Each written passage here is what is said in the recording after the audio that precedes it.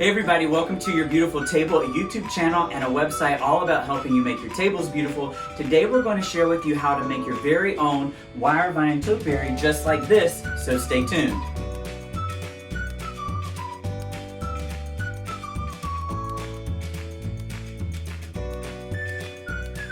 Thanks everybody for coming on back. If you're new to the channel, Your Beautiful Table is a YouTube channel and a website all about helping you make your tables beautiful. Today we're going to talk about how to make your very own DIY wire vine topiary, but the YouTube channel is all about tabletop decor, china, glassware, table linens, all that kind of great stuff. So if that is of interest to you, consider subscribing.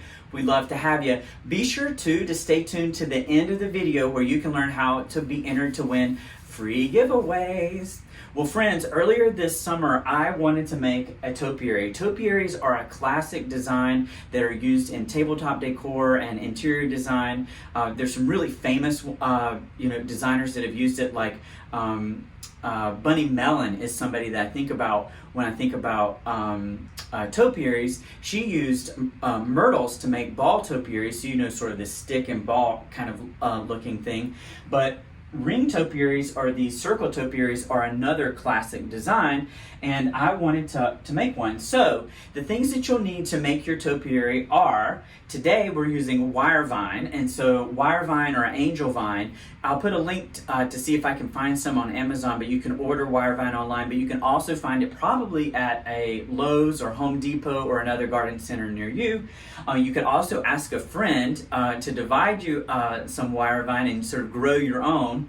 So you'll need a wire vine a plant. You'll need some potting soil, and just regular old potting soil is great, and you'll need a container. So like I'm using this terracotta clay container. You'll see one here and you'll see one there. And you'll also need a structure for the wire vine to grow on. Now for this one, I used 2 coat hangers, just like this. So a wire coat hanger. But if you don't have a wire coat hanger, you'll probably need some relatively heavy gauge wire. Or I headed to the Dollar Tree. I made this one a little bit earlier this spring, and then I wanted to make another one, and I headed to the Dollar Tree and I got grapevine wreaths. And so this is a grapevine wreath that I got for $1. I think they actually were more, there might have been like 2 in a pack, so it might be 50 cents. At the Dollar Tree for this grapevine wreath. And then what I did was I used wire cutters, and I cut a coat hanger in half, and I used the coat hanger to be like florist pins, and I put it on top of, you can see my fingers, I'm making it like and I put it on top of the plant. So what you need to do is put a little bit of potting soil into your plant, then put the wire vine plant in the pot, fill it in with dirt, and then for this one I placed just the grapevine wreath on top of it, then sunk those 2 pins down into the soil. And at first it was a little bit loose, and it's still a little bit loose, so I'm mindful of it until the roots grow around the hangers, until the roots grow around the hangers and the wire vine grows around the topiary. Then that will really hold it in place. It sort of will be self-sustaining. This one was probably a little bit more stable, and I actually like the dimensions of this a little bit more. So I was able to, with the wire, really get this symmetry outside of the pot, and I really like this design. It depends on what you've got around. So if you've got some hangers from the dry cleaner, go ahead and use these. If you don't, or if you really like the grapevine wreath design, you can use the grapevine wreath. I think if I were to do this one again, I would use a smaller pot or a larger grapevine wreath, because I think the proportions are a little bit interesting here. But I think with the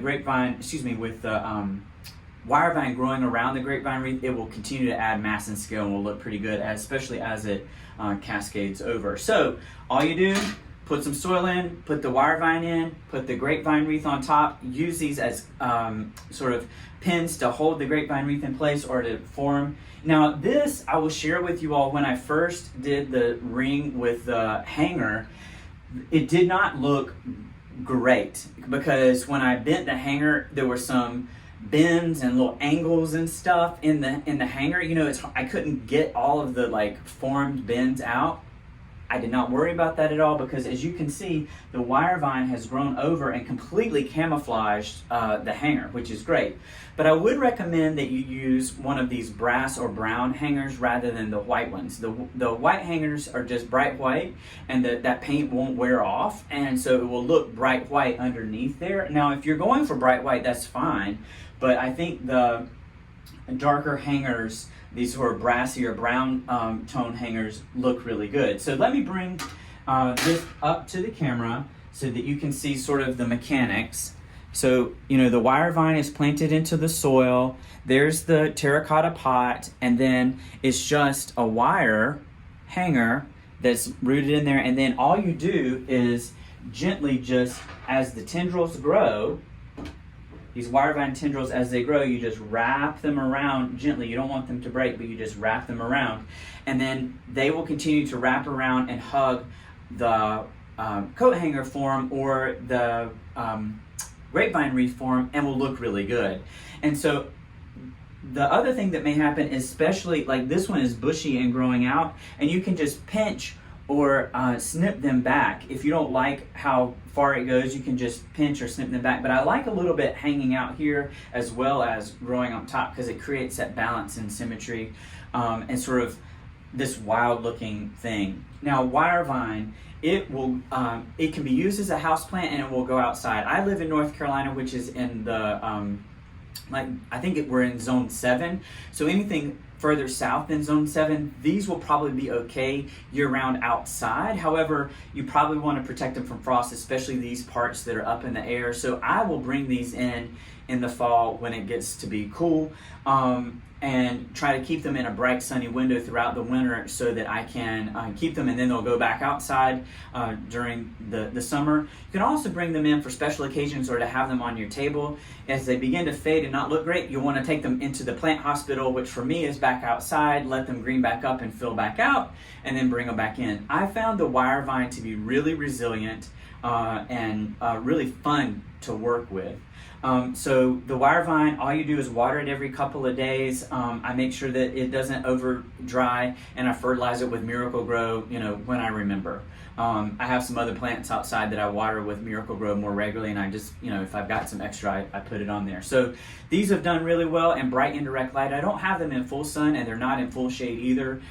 So they get a little bit of sun throughout the day, and they've done really well. Now, I did have a wire vine in a bathroom over the winter, and it did okay, but it was looking a little bit sick, and that is actually what this one is, which really came back to life when I put it outside and has been growing outside this summer. So I'll put a link to wire vine down below so you can learn more about it, but it's a fun plant.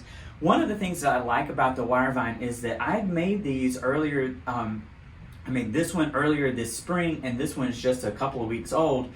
But the wire vine has grown really quickly, and so if you want to have quick results just in one season, sometimes with ivy it takes a long time for it to get started and grow around. Well, these have leapt into action and have been really fun to watch. And I also like the way that they take the shape of the topiary, but they have sort of these sort of loose ends. It sort of feels like hair tendrils, when you have someone who has long hair and they pull their hair back and a little bit of wispy stays out. Well, this doesn't take itself too seriously. It would look good on a formal table if it were placed in a cashpo or maybe a porcelain pot, but this is really great for that sort of English cottage or shabby chic approach, or even in sort of a modern home. It would be fun to have sort of this like rough green, wild sort of looking edge to this arrangement. So friends, really simple to make a topiary out of a wire vine and a wire coat hanger. So I hope that this will encourage you to do it, and thanks for staying tuned to the end of the video. So friends, sign up for the newsletter below. That's how I do the giveaways. You got to be on our mailing list in order to be able for me to email you to tell you that you won. So sign up below. I promise I won't spam you.